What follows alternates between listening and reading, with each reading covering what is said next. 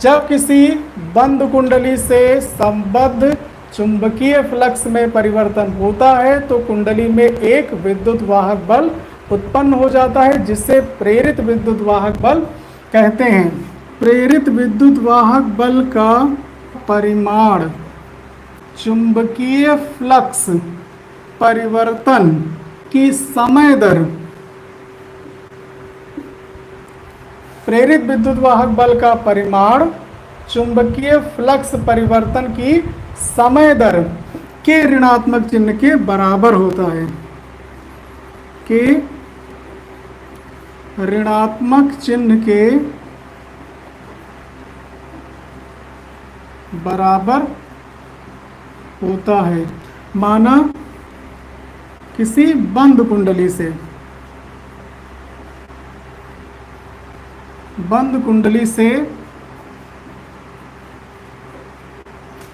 गुजरने वाला चुंबकीय फ्लक्स को किससे प्रदर्शित करते हैं? फाई से। ठीक, तो किसी बंद कुंडली से गुजरने वाला चुंबकीय फ्लक्स φ1 किसी एक समय पर हमने φ1 मान लिया, और डेल्टा टी समय के बाद यानी कुछ समय बाद जब चेंज होगा तो वो बदल जाएगा, या तो बढ़ जाएगा या तो घट जाएगा, है ना। जैसे मान लो एक समय पर किसी कुंडली से गुजरने वाला चुंबकीय फ्लक्स है 10 वेबर। कितना है? 10 वेबर। कुछ समय के बाद, मान लो 2 सेकंड के बाद हो गया 20 वेबर। चुंबकीय फ्लक्स कितना हो गया? 20 वेबर। पहले कितना था? 10 वेबर। 2 सेकंड के बाद कितना हो गया? 20 वेबर। तो मानेंगे φ1, और जो बाद में होगा उसको मानेंगे φ2, और बीच का जो समय अंतराल है उसे मानेंगे डेल्टा टी। ये तीनों बातें समझ में आ गई। एक समय पर, किसी भी एक समय पर अगर हम चुंबकीय फ्लक्स को φ1 मान लेंगे तो डेल्टा टी समय अंतराल के बाद जो चुंबकीय फ्लक्स होगा वो φ2 हो जाएगा। अब वो चाहे बढ़ रहा हो चाहे घट रहा हो, परिवर्तन तो होगा। बात समझ में आई? मान लो एक समय पर 10 वेबर है और 2 सेकंड के बाद या 3 सेकंड के बाद या 4 सेकंड के बाद 5 वेबर हो जाता है। परिवर्तन तो हुआ, कम हो गया, इससे क्या फर्क पड़ता है? यहाँ पर बात हो रही चुंबकीय फ्लक्स में परिवर्तन यानी चेंज। एक समय पर 10 वेबर, 4 सेकंड के बाद 5 वेबर रह गया, यानी चेंज हुआ। हमें φ1 और φ2 समझना है। एक समय पर चुंबकीय फ्लक्स अगर φ1 है तो डेल्टा टी समय के बाद चुंबकीय फ्लक्स φ2 हो जाएगा, वो चाहे बढ़ रहा हो चाहे घट रहा हो।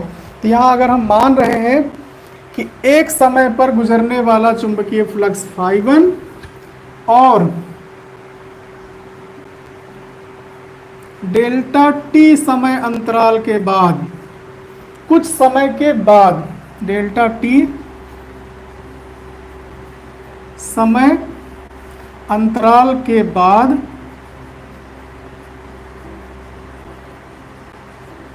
चुंबकीय फ्लक्स कितना हो जाता है? φ2 हो जाता है, चेंज हो जाता है। अब वो चाहे बढ़ा हो या घटा हो, उससे हमें नहीं लेना देना। माना किसी बंद कुंडली से गुजरने वाला चुंबकीय फ्लक्स φ1 और डेल्टा टी समय अंतराल के बाद चुंबकीय फ्लक्स φ2 है, तो कुंडली में उत्पन्न प्रेरित विद्युत वाहक बल E बराबर, E क्या है? प्रेरित विद्युत वाहक बल किसके बराबर होता है? ध्यान से देखो, पहला नियम, प्रेरित विद्युत वाहक बल का परिमाण चुंबकीय फ्लक्स परिवर्तन। पहले एक एक चीज समझो, चुंबकीय फ्लक्स परिवर्तन कब पता चलेगा? जब हम φ2 से φ1 को घटाएंगे, है ना। यानी φ2 माइनस φ1, ये हो गया चुंबकीय फ्लक्स परिवर्तन। चुंबकीय फ्लक्स परिवर्तन की समय दर, समय दर का मतलब अपान डेल्टा टी। ये हो गया चुंबकीय फ्लक्स परिवर्तन की समय दर के ऋणात्मक चिन्ह के बराबर होता है। ई का जो परिमाण होगा वो किसके बराबर होगा? ऋणात्मक चिन्ह के बराबर होगा। ये है फैराडे का विद्युत चुंबकीय प्रेरण संबंधी पहला नियम। तो पहला नियम क्या है? चुंबकीय फ्लक्स परिवर्तन की समय दर के ऋणात्मक चिन्ह के बराबर होता है क्या?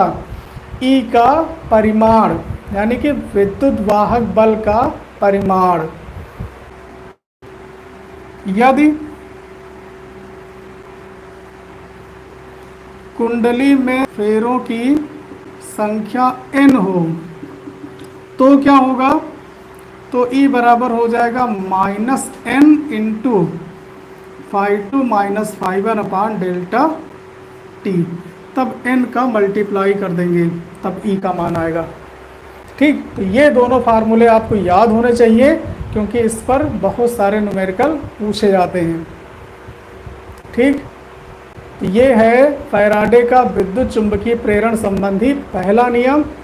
किस पर आधारित है? प्रेरित विद्युत वाहक बल के मान पर आधारित है।